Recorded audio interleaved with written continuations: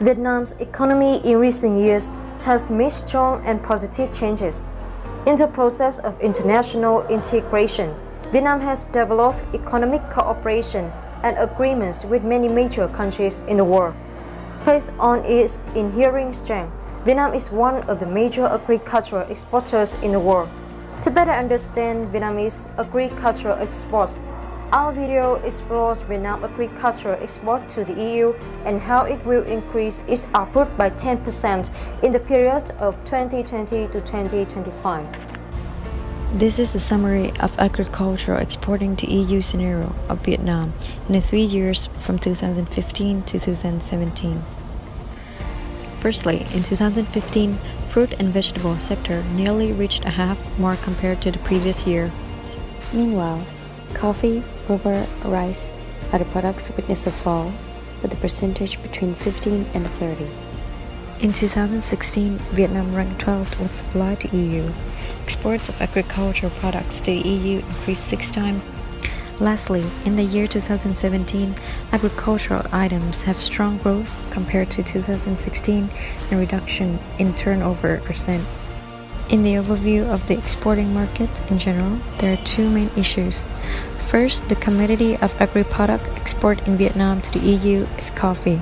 The quantity of coffee exporting to Germany exceed 222,000 tons. In vegetable, the amount exporting to the EU has increased more than 14% than 2016. Secondly, among the 10 biggest main importing markets of Vietnam, the Bermuda Triangle are China, the USA, and Japan. So the question is, among many big important markets like the United States or China are concerned, why Vietnam still sees the EU as a potential and important market for the export of agricultural products? The reason is very simple. The high demand for agricultural products, especially tropical agricultural products in this market. So it became an enormous opportunity for Vietnam due to our strength in this aspect. This also motivating our producing process, expanding the market as well as renovate growth model. About strength, Opportunities that first, natural condition. Vietnam has favorable conditions of climate, tropical in the south and subtropical in the north. So, Vietnam is now among the leading countries in the production and export of coffee, pepper, and rice. The annual output of coffee, pepper, and rice is relatively stable with high productivity. Second, plenty of labor supply and its low cost. Vietnam's population is over 90 million, 49% of working age, and 70% of those living in rural areas. Wages for agricultural workers are quite low, helping to reduce its labor cost in production. Third, high demand of tropical agricultural products of EU market. EU people are interested in tropical products which cannot be produced in the temperate zone in EU. Therefore, Vietnam has advantages in exporting those to EU. Fourth, the rapid process of international economic integration. On February 1, 2015, the EU-Vietnam Free Trade Area EVFTA has officially concluded negotiations and is expected to take effect from 2018. This is Vietnam's commitment to major commodities. About automobiles and motorbikes, Vietnam promised to bring import duties to 0% from 9 to 10 years. Motorcycles with a cylinder capacity of over 150 square meters have a roadmap for eliminating import tax of 7 years. About wine, spirits, beer, pork, and chicken, Vietnam agreed to eliminate import duties for up to 10 years. About weakness. Firstly, the scale of processing agricultural products are still small, backward, spontaneous. Vietnamese agricultural production, especially of fruits and vegetables, are mostly small, scattered, not planned. This fact leads to the difficulties in managing and investing in infrastructure development. In addition, the role of macro agencies in making production plans is still weak. The lack of planned areas of crops makes agricultural products often fall into the situation of high output and low price. The small planned areas of fruit and vegetable sector also makes it difficult to apply the global GAP production process, a strict standard from the EU market. In addition, the quality of agricultural products is low and uneven. Small and spontaneous production characteristics, lack of linkage with each other and with enterprises, lead to the low quality of agricultural products in Vietnam. Farmers are not well advised on treatment measures in cultivation and livestock. The area of growing agricultural products is scarce, difficult to process. Harvest is not uniform. Products are uneven, causing difficulties for processing, so the import EU becomes extremely difficult. In addition, the use of toxic chemicals, unknown origin in the processing and preservation of fresh vegetables has still been popular. Moreover, the investment in agriculture is not high and ineffective. The total investment capital for agriculture in the period of 2005 to 2010 is 6.4%, decreasing to 5.4% of total investment in the period of 2011 to 2016. In addition, poor linkages between farmers and enterprises is one of the major barriers to agricultural exports. The area of agricultural raw materials is far from the processing factories, increasing the transportation cost. Poor storage and service. Vietnam's post-harvest technology is poor. Just a little technical progress is transferred to farmers. Harvesting, pre-processing, and preservation are mainly manual. Preservation technologies and transport means are lacking, leading to low product quality. Post-harvest loss rate is up to 25 to 30%. In terms of transportation, Vietnam still lacks refrigerated equipment such as refrigerated vessels or refrigerated containers, which have had a significantly negative impact on the ability to export large volumes to the EU markets in geographical way. Lack of commercial skills and advertising. The organization, processing, and marketing of agricultural products is weak, especially for vegetables. Vietnam has many kinds of famous, delicious, and unique fruits and vegetables. However, those kinds of products have not been widely known over the global market. Despite all the good opportunities that may open up for agricultural export in Vietnam, we have to consider some of the threats Vietnam has to face when we become the exporter partner in EU. For example, the European Commission is considering the potential health effects of propiconazole residues on rice from pesticide preparation. This is a fungicide widely used in rice productions in many countries such as Hungary, Italy, India, Pakistan, Thailand, Uruguay, and Vietnam. Extreme weather is also an unavoidable threat for agricultural exporting in Vietnam because of its huge effects on the quality and output of agricultural products. Another thing Vietnam has to pay attention to is the competition from other agricultural exporters in the EU market, for example, rice exporter Thailand.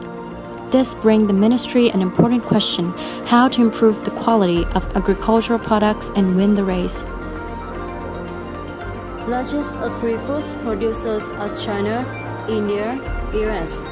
However, we can see the difference in largest agri-foods exporters, which are US 118.3 billion US dollar, Netherlands 79 billion US dollar, Germany 70.8 billion US dollar. Netherlands is taken as a case for outstanding model, as the country is one of the agricultural giants in the world. First largest exporter of agri and food in EU, with well-known exporting products of flowers, cheese, tomatoes, vegetables, and beer. adapt in the field of agri-technology.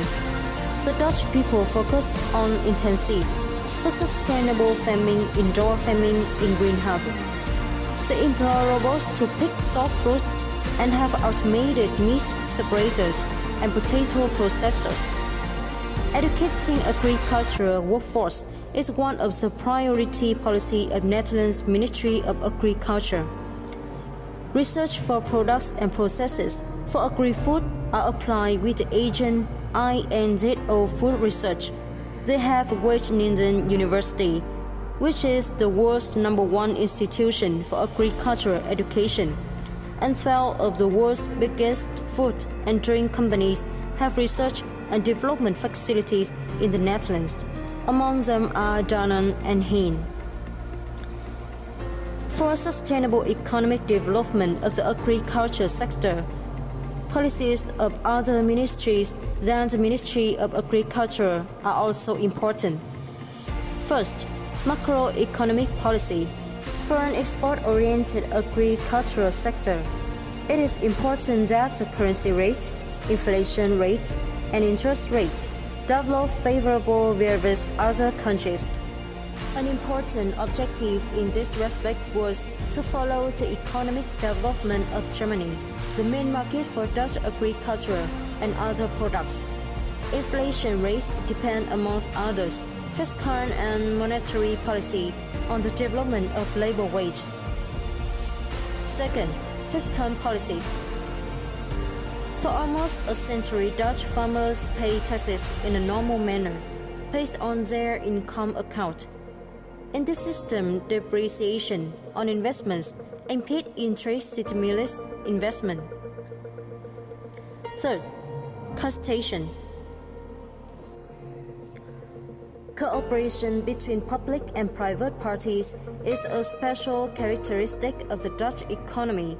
Immediately after World War II, the Statutory Industrial Organization (PBO) was founded. The PPOs have a task in regulating and stimulating activities in the sector. For example, improvement of quality of production, animal health, advising the government and representing and promoting interest in the sector. Fourth, product quality. Minimum standards on product quality are formulated by the government, Minister of Agriculture, in collaboration with the Minister of Health. Since the early 1990s, many initiatives have been taken by the sector, products champion, as well as private and cooperative enterprises, processing products, retail organization, to improve product quality in relation to what consumers want.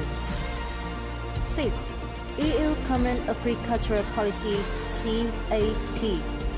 For the Netherlands, as a member of the European Union, EU policies on agriculture and rural development are leading at national level. Cross-compliance principle 2003. Under this principle, farmers receive payments in compensation for the decreased prices of a number of commodities, including cereals, milk, sugar and beef, conditional to meeting specified standards on environmental quality, animal welfare, veterinary restriction, so on. Comparing to the focus of Netherlands agriculture, which are green energy and sustainable agriculture, the final phase of agricultural policy development in Vietnam from 2008 to present still seeks to ensure national food security. Thus, a huge gap of levels of agriculture between two countries is apparent, and the model can be difficult to apply to some extent. First, macroeconomic policy. Although agriculture is one of the key strategic sectors identified by the government of Vietnam, fixed policies of agriculture on macroeconomic scale is barely mentioned. Most policies are pursued through the use of output and input subsidies and payment, and the provision of services to agriculture like enterprise support measures subsidizing towards purchasing enterprise for temporary storage, payment based on area, insurance. By using subsidies as measures to support, the agriculture sector is put in a passive condition depending heavily on the help of the government, creating more burden and expenditure on some general service such as inspection, control, marketing, and promotion, receive relatively limited support. Second, fiscal policy. Financial market in rural areas remain very concentrated, consisting of several players in which Vietnam Bank for Agriculture and Rural Development (VBARD) and Vietnam Bank for Social Policies have leading position, representing 66% of the sources of rural credit in 2010. Other private banks have established but have not achieved significant importance in rural finance. Such concentration may explain the limited access to formal banking services in rural areas and high interest rates, as well as limited access to credit by small-scale farmers. As a result, half of rural households were still unable to access banking service. Third, concentration. Also, private domestic investment in agriculture has increased considerably, accounting for 56% of agricultural investment in 2008, with the rest coming from state-owned enterprises, 34%, and foreign investment, 10%. Private sector still participate weakly in funding of R&D. Most of agricultural research is carried out by state research agencies with limited funding and not able to meet the practical requirements of farmers and private enterprises. Fourth, product quality. Vietnam's agro-food exports are commonly derived from low-value commodity sales. This commodity approach to exports is long on quantity growth, but short on quality and value added. Moving up the value scale in food markets allows exporters and farmers to have higher prices. Thus, it is one of the main pillars of the government's agricultural restructuring plan. Fifth, CAP. Since Vietnam is not an EU member, trade agreement with EU region can hardly be signed with the whole EU but with single countries. This also limits the export capability to EU. Regional trade partnership of Vietnam is mostly with the partner in region as Vietnam is a member of ASEAN, APEC, and take part in TPP. Linking the promotion of participation in the global agri-food value chain in sector development strategies by integrating value chains into agricultural development policies and establishing specific policy objectives increase the likelihood that agricultural products will be linked to each of the global sustainable agricultural product chains. Build a favorable policy and institutional environment that motivates actors to participate in the global value chain. At the same time, encourage the actors in the economy to participate in the global value chain of products, especially enterprises, through the strengthening of policies to attract investment in production and processing through innovating the policy. To promote Vietnam's agricultural products more deeply involved in the global value chain, the state should have mechanisms to encourage universities, research institutes, and scientists create more and more high-quality scientific technological products for agriculture. Create new varieties of plants and animals of high productivity and good quality to meet the diversified demands of customers and be able to resist the epidemic well. Biotechnology focuses on solving food, hygiene, and safety and contributes to improving the agricultural and rural environment to create a clean and sustainable agriculture. In addition, Vice Minister of Industry and Trade Hoàng Quốc Vượng suggested that the Ministry of Agriculture and Rural Development provide information such as major orientations, agricultural products, Open market negotiations, that is for commercial counselors in other countries getting information to facilitate development. Trade counselors also need to be proactive in coordinating better trade promotion, investment promotion, and market information exchanges to create agricultural products meet the requirements of the prestigious countries.